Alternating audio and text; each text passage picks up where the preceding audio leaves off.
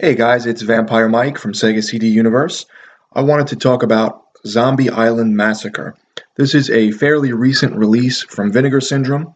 This came out along with Flesh Eating Mothers, which was pretty good. They're both really cheesy and very B in quality.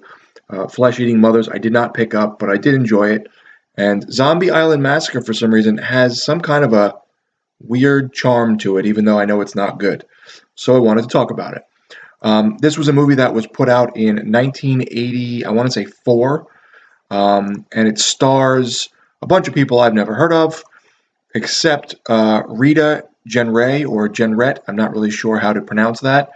She was a actress, journalist, and also in Playboy magazine, and married to a politician at one point. I forget what politician she was married to, but she's Zoftic, and within the first 10 seconds of the film, she's topless. So that's always a plus, I guess. The movie is about this group who goes to this resort in the Caribbean, and they end up going to on this tour, and they get wrapped up into this violence where these people you think are zombies are attacking them, and they're trying to, make it out alive and fend for themselves and scavenge for things. Meanwhile, there's something strange going on, and you're not quite sure what. The zombies are coming after them. There's one person dressed like a bush, which is kind of amusing. Throughout like a quarter of the film, they're head to toe dressed like a camouflage bush, and they're jumping through windows and attacking them and stuff. So it's pretty funny.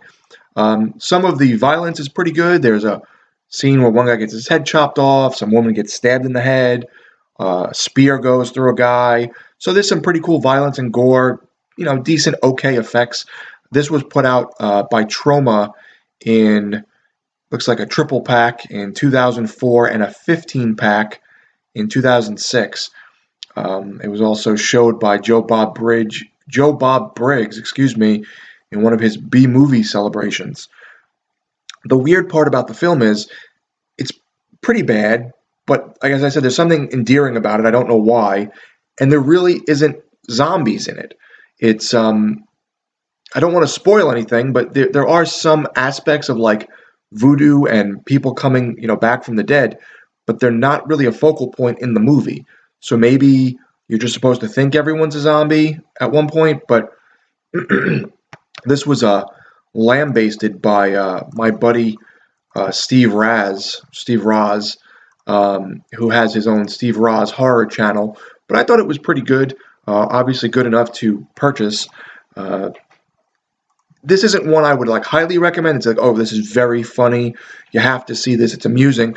But if you like maybe Night of the Living Dead, Return of the Living Dead, strange sort of bad zombie type movies, I would say Zombie Island Massacre definitely has a charm to it. It's just not a great movie. What was the other thing I was going to mention about it? What's his name? Manfredini, did the music. He is known for, I believe, doing some of, is it the Friday the 13th? Yes, the Friday the 13th films.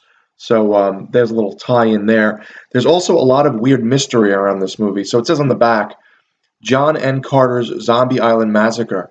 The production, which is still somewhat shrouded in mystery, was produced at the height of the 80s slasher craze and features all of the genre hallmarks, including gruesome death, gratuitous nudity, and an entirely original-looking killer guise, along with a score by favorite Harry Manfredini from Friday the 13th. Previously only viewable in dark and drab video-sourced editions, which masked its impressive special effects and surprisingly colorful cinematography. Vinegar Syndrome brings Zombie Island Massacre to Blu-ray, newly restored from its 35mm negative.